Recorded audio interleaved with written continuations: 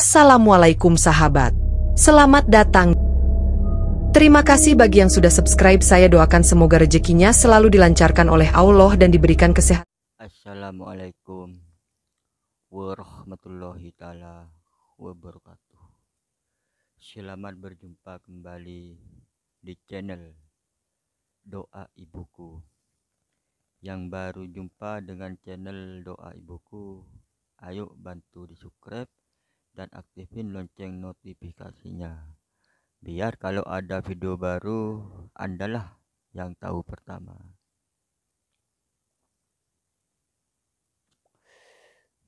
Dan sekali lagi aku ucapkan terima kasih yang selalu mensupport channel Doa Ibuku, yang selalu hadir dalam aku ngupload konten atau aku lakukan live streaming. Aku ucapkan terima kasih.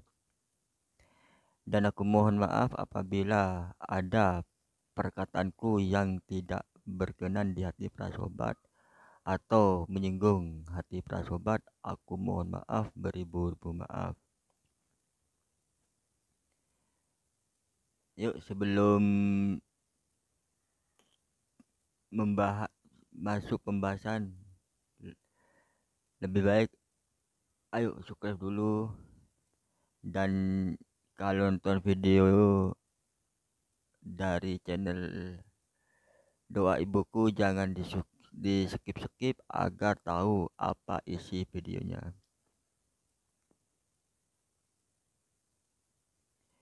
Ini aku mau membahas soal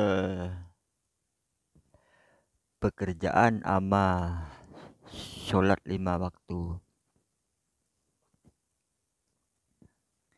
Kan ini ya di Madura ya, bukan di Madura saja, dimanapun saat ini udah musim hujan. Bagi yang orang petani itu kan kebanyakan dari sholat sama pekerjaan itu paling utamakan pekerjaan.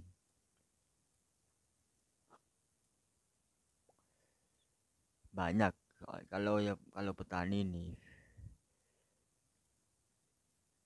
ada seorang petani ya, tapi aku nggak mau menyebutkan siapa. Tapi ada seorang petani itu, kalau pergi ke sawahnya itu ya, dari pagi pulang jam 2, jam setengah 3 itu. Nanti kalau mau sholat duhur, kalau udah mau asar tuh, udah asar tinggal 5 menit 10 menit baru sholat. Nah, itu kayaknya ya bagi aku capek-capekin aja.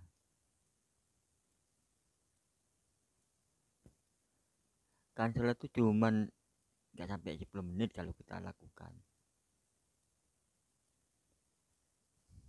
Daripada di sawah berjam-jam, dia kuat. Tapi kalau sholat semuanya kan setengah 12 itu kurang 15 menit kan pasti ada kiroat di masjid itu. Nah, itu kan kalau kiroat tuh ya kan udah berapa jam, pulang dulu sholat berjemaah di masjid. Tapi kalau petani enggak,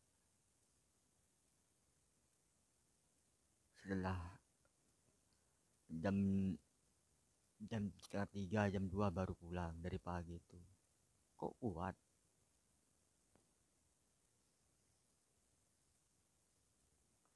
Padahal itu sawahnya sendiri, milik masing-masing.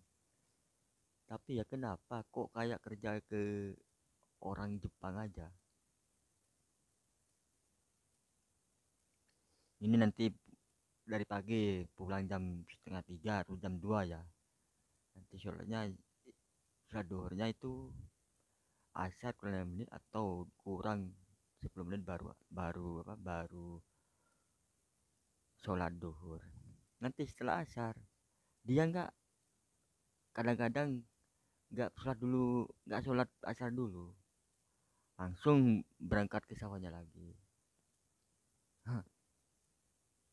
Nanti kalau udah jam tengah 5, jam 5 udah mau ke kiroat tuh baru datang dari sawahnya. Ya nyampe ke rumahnya itu ya, orang itu ke rumahnya itu enggak enggak langsung sholat, lagi nyantai aja, nyantai nyantai. Enggak taunya jam udah enggak taunya udah mau kiroat.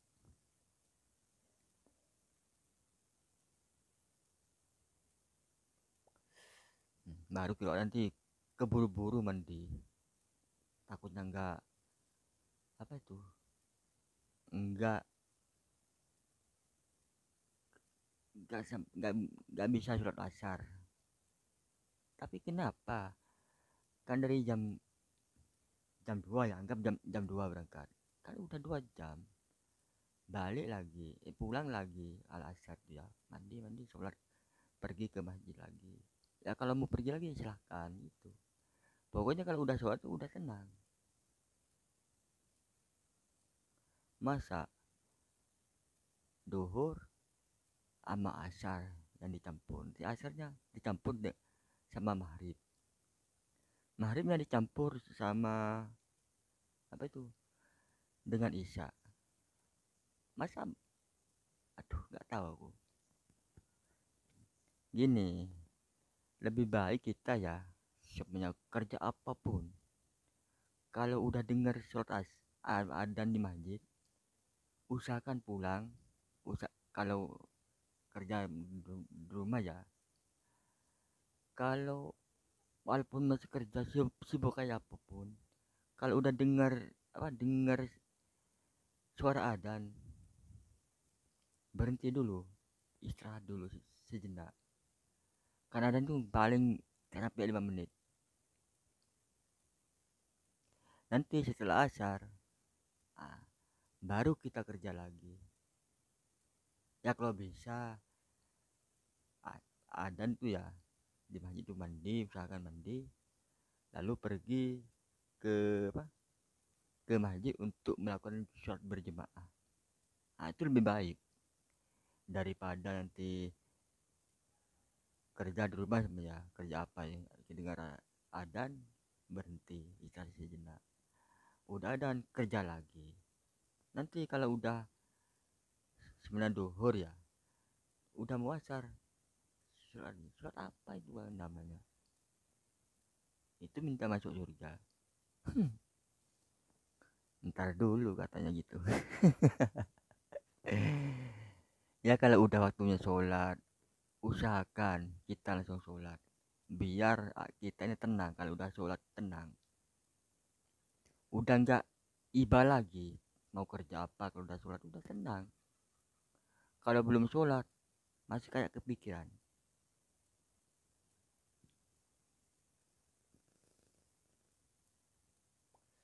Ya pokoknya gini, utamakan sholat daripada pekerjaan. Itu utamakan sholat. Pekerjaan itu masih bisa ditunda. Dari zamannya Nabi Adam udah ada pekerjaan itu, walaupun sholat udah ada. Tapi usahakan jangan diutamakan pekerjaan dari sholatnya, utamakan sholatnya. Kalau udah dengar adzan, kita mandi, pergi ke masjid untuk melakukan sholat berjemaah. Daripada sholat sendiri, itu katanya pahalanya itu cuman 10 derajat. Kalau kita berjemaah 27 derajat. Lebih banyak mana? Dari sendirian 10 derajat, terus berjemaah itu ada tuh 27 derajat. Seumpamanya ya kalau kita lagi berjemaah, seumpamanya ya yang berjemaah itu banyak. Seandainya kita nggak khusyuk ya, kita ingat suatu sholat, kita ingat apa, pokoknya ingat, nggak, kan berarti nggak khusyuk itu, minimal nggak khusyuk sholatnya itu. Tapi kalau ada salah satunya yang khusyuk, nah itu diterima semua. Itu kelebihan dari sholat jemaah daripada sholat sendirian. Kalau sholat sendirian, kalau nggak khusyuk ya amburadul sholatnya. Ya dua-duanya tuh bisa nggak diterima, nggak bisa diterima. Ya paling kebanyakan yang nggak diterima. Kalau sholat berjemaah, shopnya lurus, itu udah pasti diterima ya. Seandainya ada salah satunya makmumnya atau imamnya nggak khusyuk, nah kalau ada salah satunya khusyuk itu pasti, yaitu lainnya ikut sama yang khusyuk itu. Ya udah dulu ya, sampai di sini dulu, sampai berjumpa di konten berikutnya. Dan semoga bermanfaat apa yang aku sampaikan di video singkat ini. Dan aku mohon maaf apabila ada yang nonton dan menyinggung perasaan hati para sobat atau tidak berkenan di hati para sobat. Aku mohon maaf beribu-ribu maaf. Yuk kita semangat terus, pantang mundur. Bye bye. Selamat berjumpa di konten berikutnya. Assalamualaikum warahmatullahi wabarakatuh. Semangat, gaspol upload video secara konsisten. Oke?